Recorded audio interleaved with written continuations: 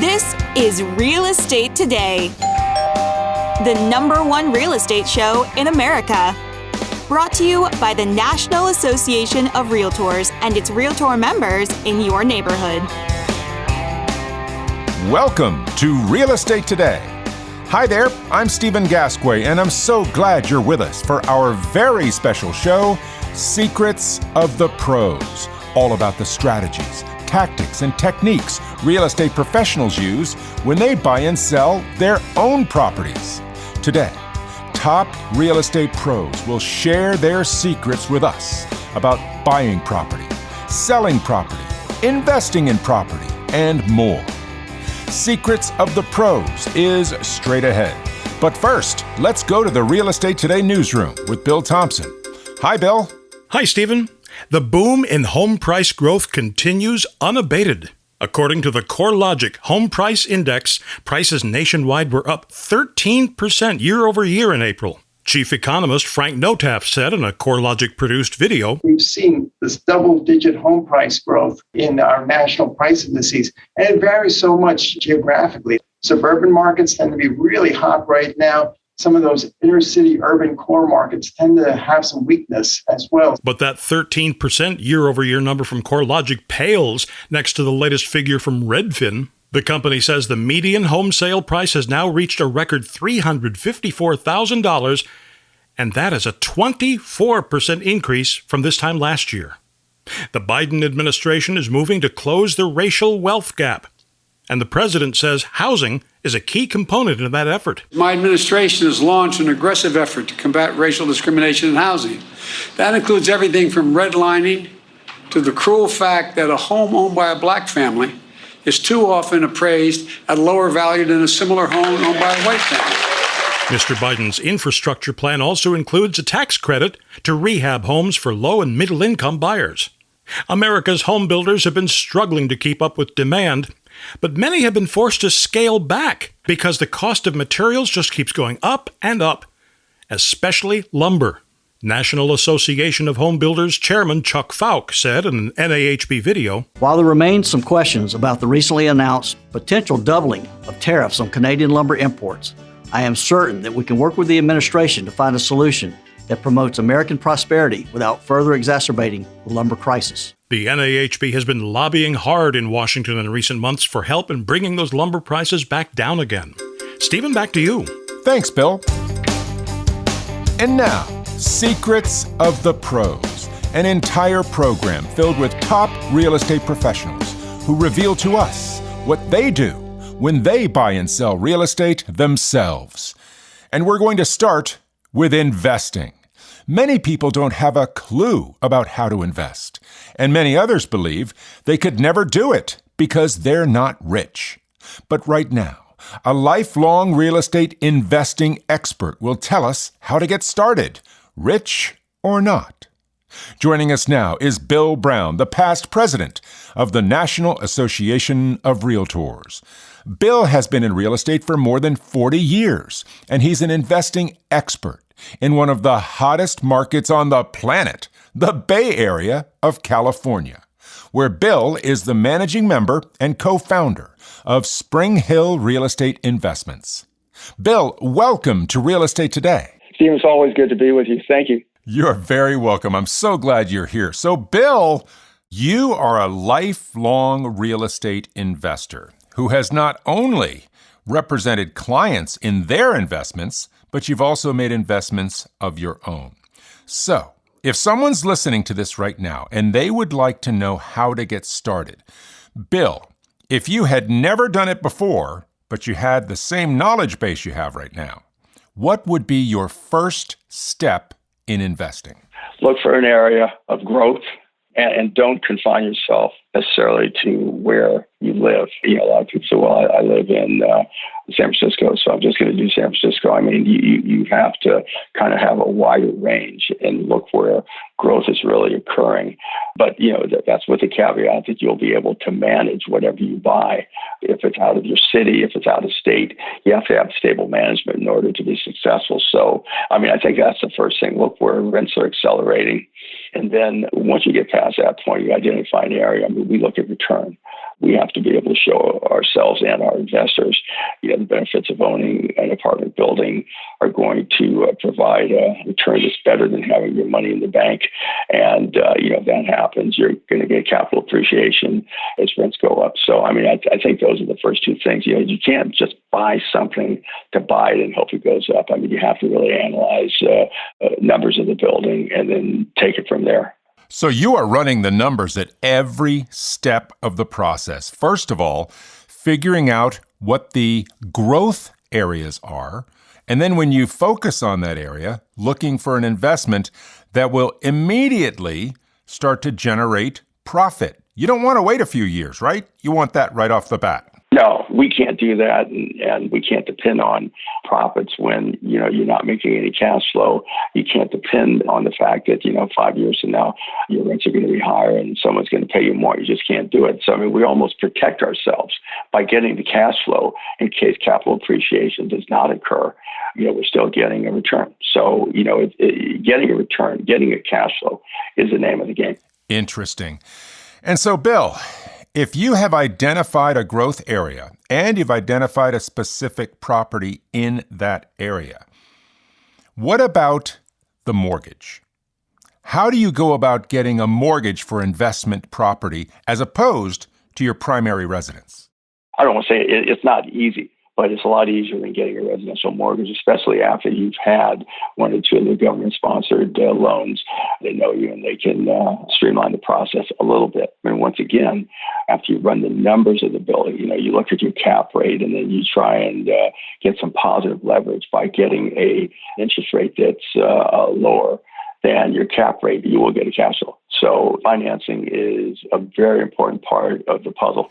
And Bill, can you explain to our listeners who may not know the term exactly what cap rate means? I think the easy way to explain it is if you take your gross income, then take out your vacancy factor and your expenses, you'll come up with a net operating income. And that's what the lender looks at. Cap rate also looks at debt coverage ratio. So cap rate is one of the essentials of buying an investment property. That is such great information. And Bill, let's look at the big picture here of someone who's interested in investing. Do you have to be rich to make your first real estate investment? No, not at all. A lot of people think, they think it's out of their reach. And maybe it is. If you want to buy 20, 40, 50, 100 units, unless you have a ton of cash, it's tough. But there are a couple of ways of doing it.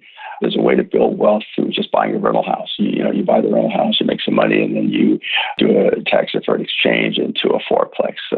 You exchange that into 10 units. 10 could then become 20 or 30, and you just keep on going.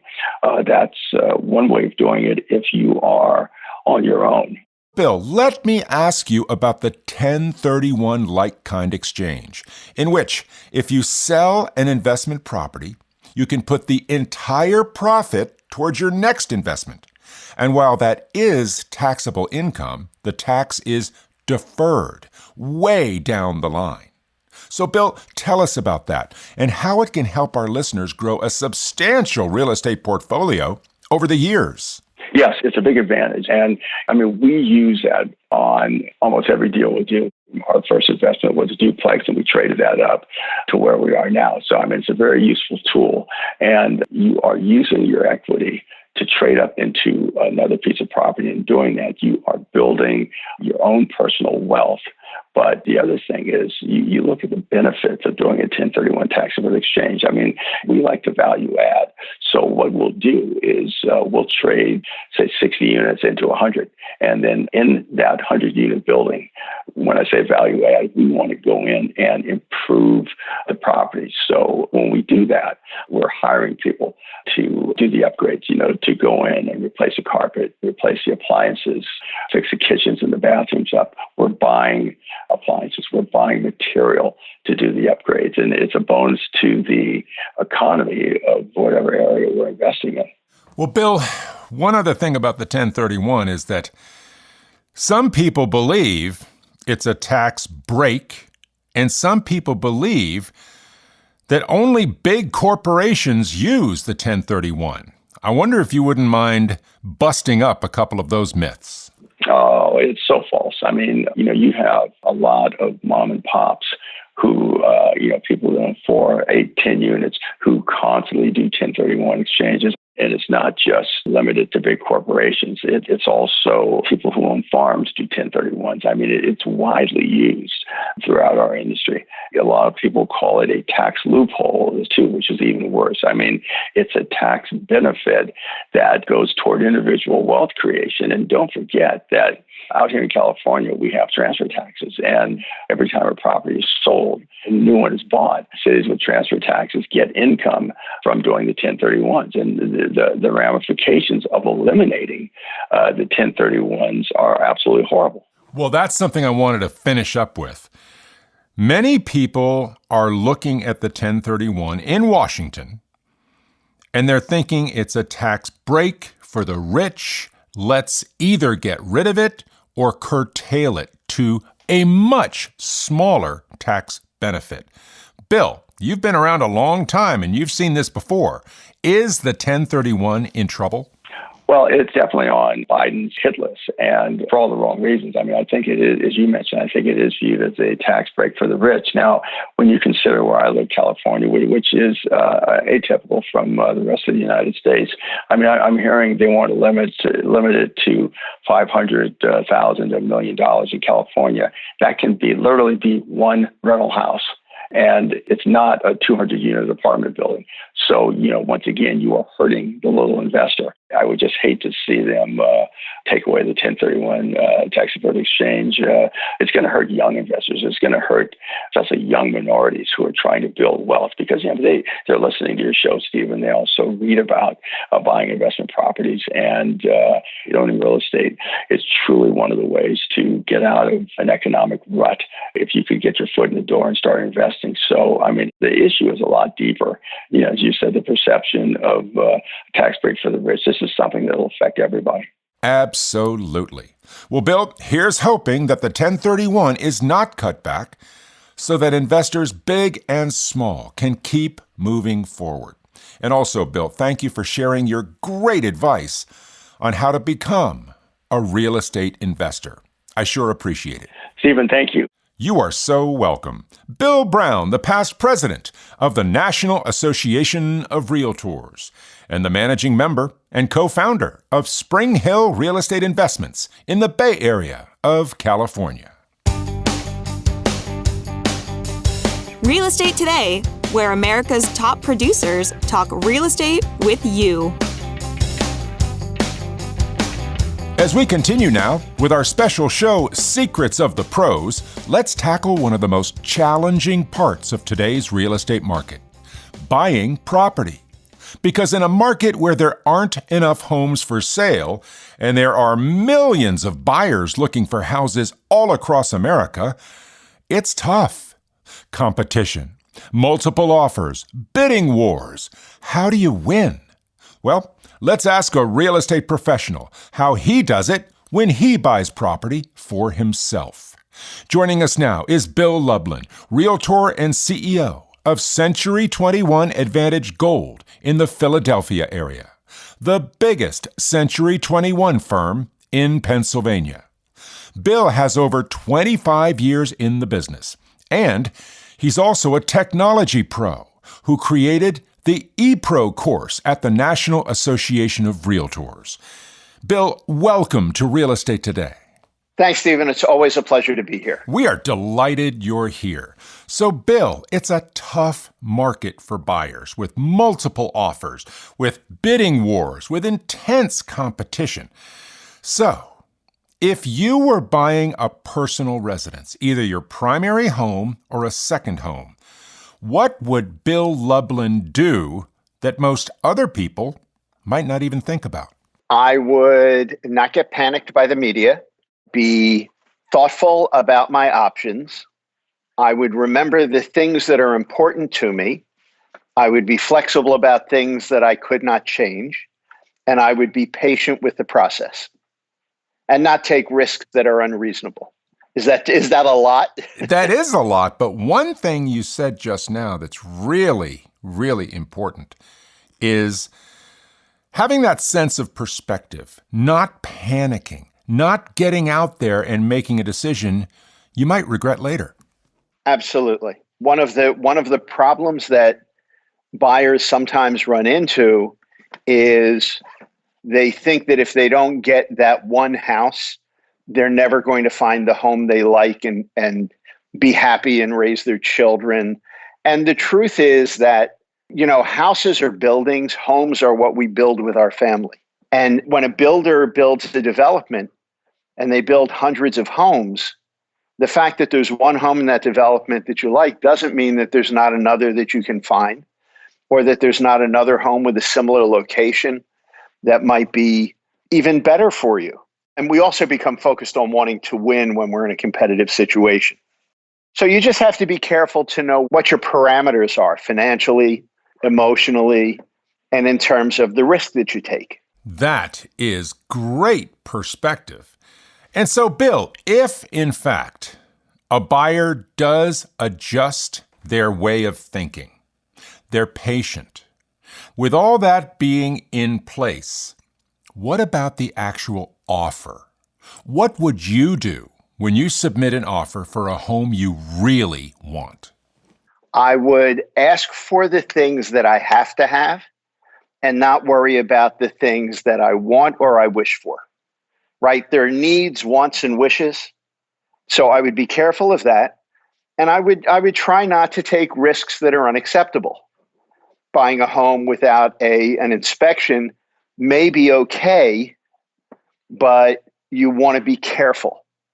If you're buying a home and you don't inspect it, do you have a home warranty, for example, to assure you that the systems will be covered so you don't have a major expense later on? And hire a buyer agent, for God's sakes. Don't worry about bouncing from agent to agent. Go to an agent, find somebody you're comfortable with, somebody who's knowledgeable about the area you're working in, and sign a buyer agency contract with them. Have them work on your behalf. Get their advice. You may be overly conservative in your price approach. You may think that you can afford less than you actually can, which is kind of typical for first-time home buyers. We forget that our mortgage will most likely not change, but our income over a 5 or 10-year period will increase substantially. So the payment in effect shrinks. So you may want to stretch a little bit more than you think you would, but get good advice from a professional. Well, Bill, that is great perspective for everyone listening to this who wants to buy a home in this supercharged market. All we hear is that sellers are holding all the cards. They're calling all the shots. And any buyer has to pretty much give the seller everything they want if they're going to get that house. Now, a question about that. First, is that characterization accurate or not? Well, no characterization is ever really accurate. Otherwise it wouldn't be a characterization. It would be more factual. What we call a seller's market is typically an inventory short market. So even as a seller, the advice I would give them is DBAD. Don't be a dope. You can push the envelope in terms of pricing. I'm looking at a social media post from a real estate group that I belong to online.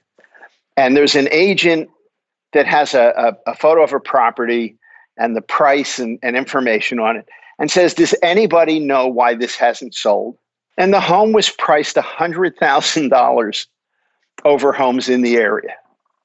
Now, I don't care how much of a seller's market it is. People are not going to overpay to that degree. They're going to wait for somebody else to come on the market.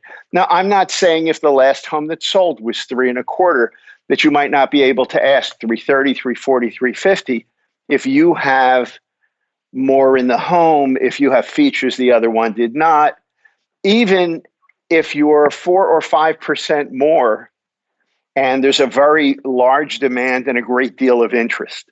But don't be a dope. Don't push it until it's just incredibly unreasonable. Don't think your buyer is way dumber than you are. And so, Bill, if you put in the extra work and make your place look absolutely as beautiful as it can look, it sounds like that gives you a little more leeway in pushing the price up. than if you did no work at all. Oh, absolutely.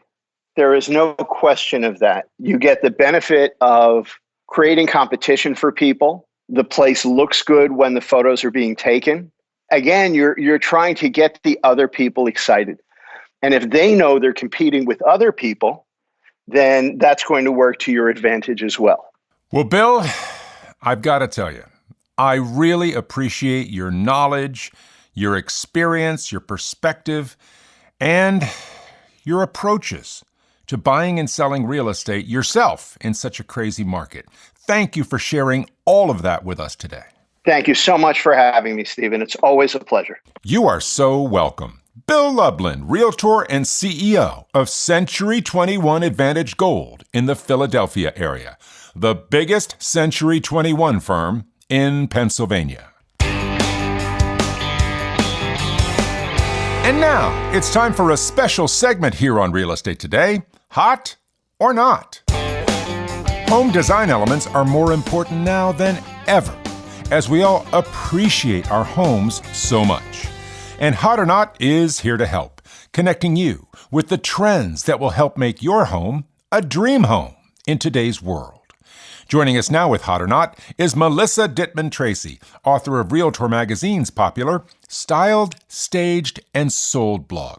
Melissa, welcome to Real Estate Today. Hi, Stephen. It's great to be joining you. I am so glad you're with us. So, Melissa, let's talk about home accessories today.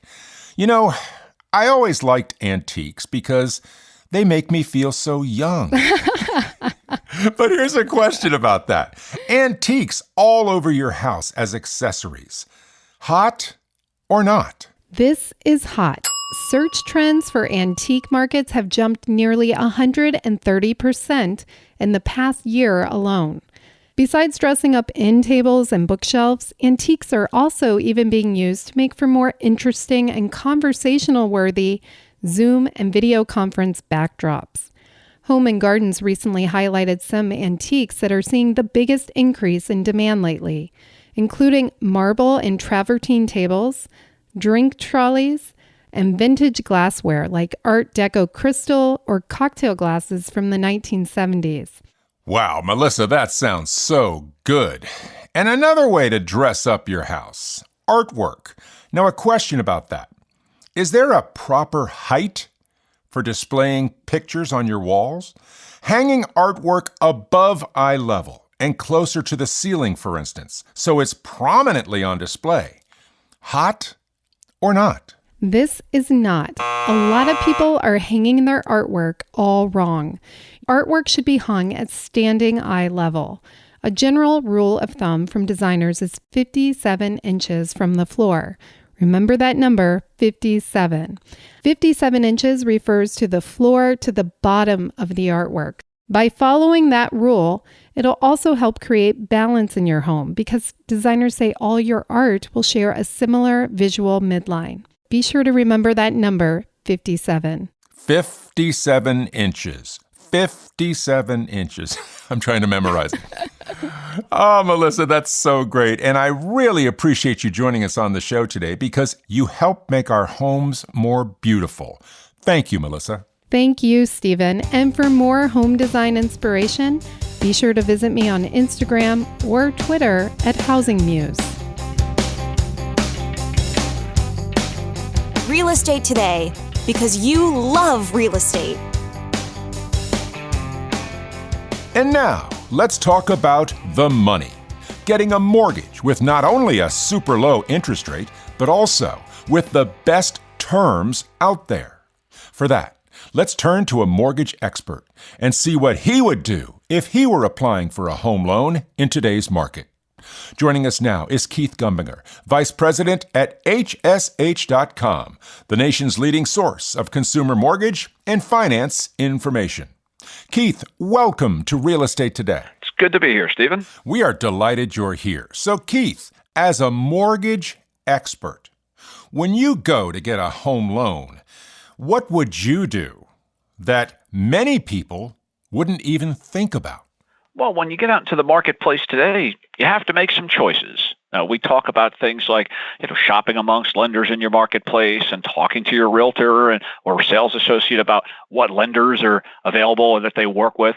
But you have to make a lot of other decisions too. And some things like, should I buy down the interest rate? I mean, today's interest rates in the market are very low. We're near record lows, but while it's uncommon to think about buying down the interest rate in such a low rate environment, it can make sense in some instances. Now, paying points are not an inexpensive sort of thing. I mean, each point costs you, each point is 1% of the loan amount, so it's going to cost you pretty substantially depending upon how much money you're borrowing. And the first point may lower the interest rate by as much as a quarter percentage point. Now, additional points may or may not lower the rate all that much. Keith, let's explain to people exactly what that means. And that, by the way, is a cutting-edge strategy. When you buy down the rate of your mortgage, you're paying cash up front to get a lower mortgage interest rate. So the question is, sure, you can do that, but how long does it take to recoup the cash you put down at the beginning? And this is where the kind of rubber meets the road, as they used to say back in the day, Stephen, is, you have to be there a longish period of time. And if you pay a point, lower your interest rate by a quarter percentage point, let's say it costs you a couple of $1,000s out of pocket. Well, your monthly payment's going to be reduced by some amount, $25 a month, $50 a month. It's going to take you some number of months just to get back that outlay out of your pocket before you actually start to get any of the value, any of the benefit from having paid those fees in the first place. Absolutely. And Keith, we need to remind people what this means.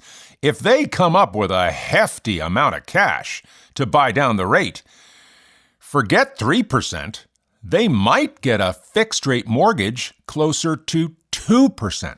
And that's really where this comes in. You buy down that interest rate far enough to make both qualifying easier, right? You can eventually lower your total monthly cost, your total interest cost, but you're going to make qualifying easier because your interest rate is going to be lower. But again, that comes with cost out of pocket. To buy down to a 2% interest rate could cost you 4 or 5% of the loan amount.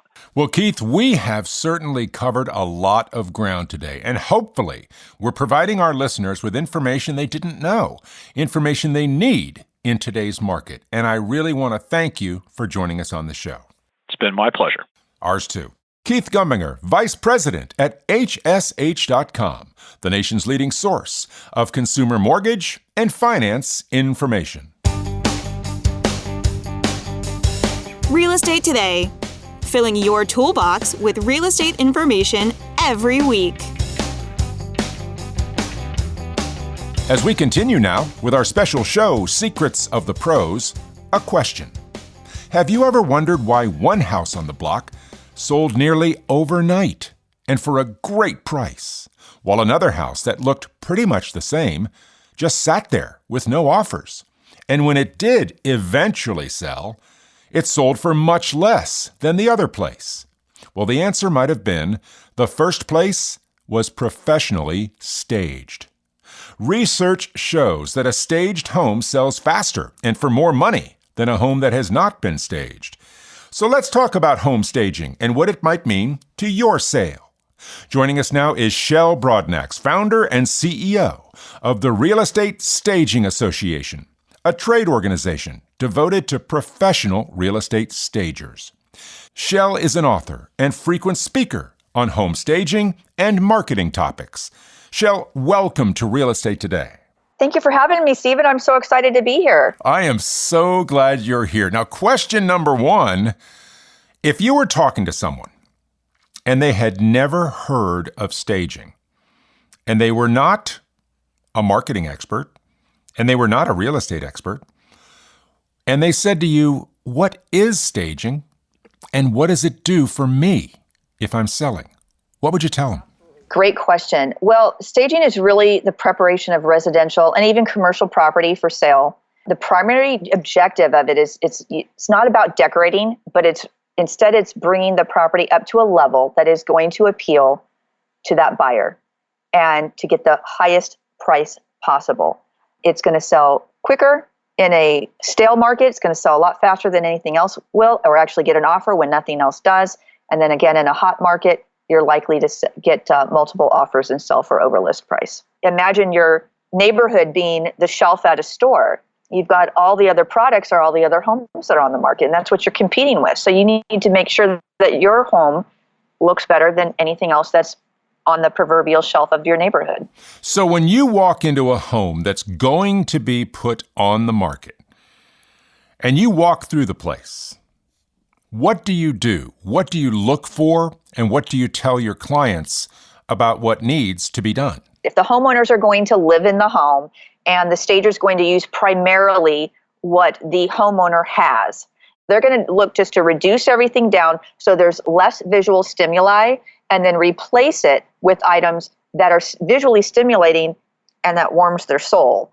Now, for a vacant home, there's nothing in there. So what they're going to do at that point is they're going to come in and say, okay, great, it's vacant. However, there's some paint issues that need to be updated. There might be a countertop that they might suggest getting repaired or replaced. So the stager's going to go through and tell them everything again it is that they can do to maximize the equity in that particular property. And then, of course, they would bring in all of the furniture, art, accessories, rugs, decor, all of that. I see.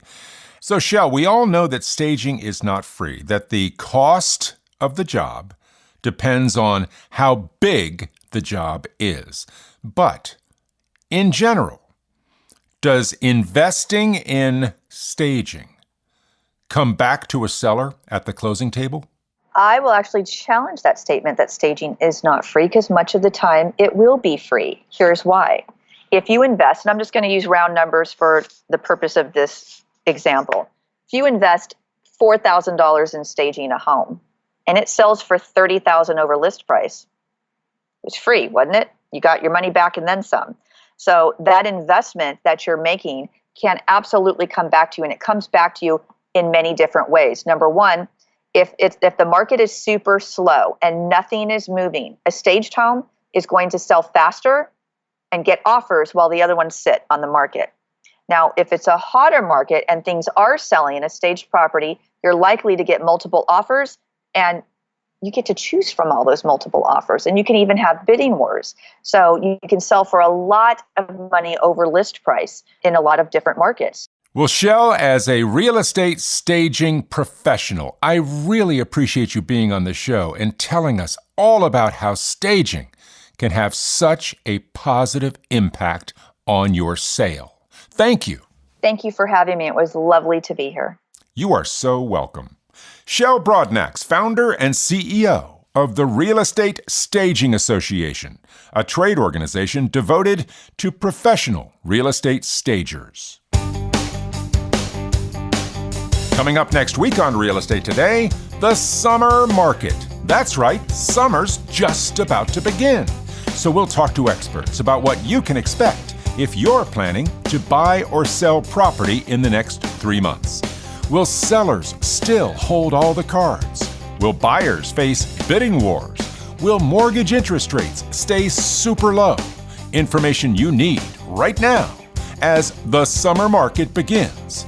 That's next week, right here on Real Estate Today. And until then, from all of us here at Real Estate Today, stay healthy, stay safe, and thank you for listening. Real Estate Today is playing right now everywhere you get your favorite podcasts. A new episode of the best real estate podcast in America drops every Friday. And when you subscribe, you'll never miss an episode. The Real Estate Today podcast, because knowledge is power.